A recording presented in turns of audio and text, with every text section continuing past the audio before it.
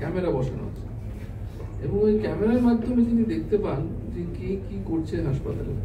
আমরাও সেই প্রযুক্তিতেই এই জিনিসটা এগিয়ে চলেছি যে আমরা একটা ক্যামেরা করে দিই। যেমন প্রথম এন্ডোস্কোপি করা হয়েছিল তো যখন খাদ্যনালীর মধ্যে কিছু একটা আটকে আছে কিনা সেটা দেখার জন্য তার মধ্যে আমরা একটা টিউব করে দিতাম, তার মধ্যে একটা ক্যামেরা আছে, ক্যামেরাটা আমরা স্ক্রিনে দেখতে পাচ্ছি ভেতরের ছবিটা।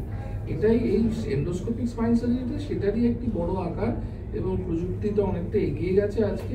সেই ক্যামেরার মাধ্যমে আমরা শিরদাঁড়ার চারপাশে শিরা উপশিরার মধ্যে কি কি সমস্যা হচ্ছে সেইগুলোর অপারেশনে আমরা শল্য চিকিৎসার মাধ্যমে ওই ক্যামেরার পুরোর মধ্যে দিয়েই করতে পারছি।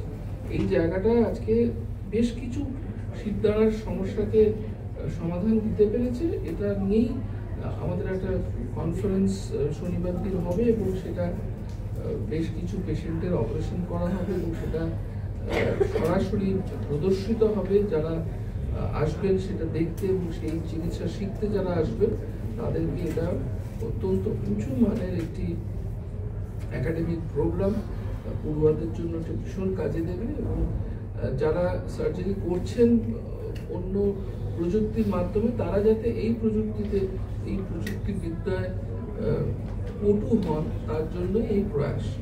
আমরা স্পাইন ফাউন্ডেশনের এবং এইচপি ঘোষ হাসপাতাল দুজনের মাধ্যমে এই প্রশিক্ষণটা আমরা দিতে চেষ্টা করব যাতে সবচেয়ে উন্নত মানের প্রশিক্ষণ দেওয়া যায় এবং যাতে যারা আসবেন তারা সর্বতভাবে তাদের একটা সাহায্যের জায়গায় চলে যাবে।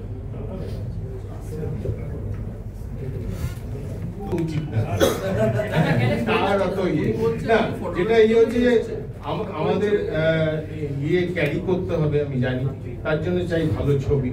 ছবিটা আমরা আগে করে নিই, তারপরে আজকে যিনি যার মানে তত্ত্বাবধানে আমরা এই প্রোগ্রামকে আগে নিয়ে যাচ্ছি ডক্টর ইন্দ্রজিৎ রায়, ওনার কাছ থেকে আমরা শুনবো। কিন্তু আগে ছবি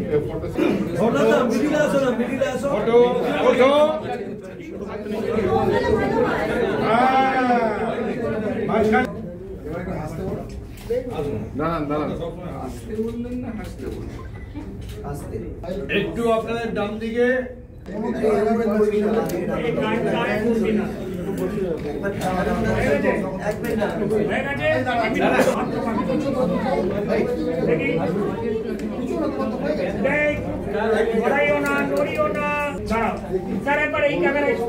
সোজা, সবাই সোজা।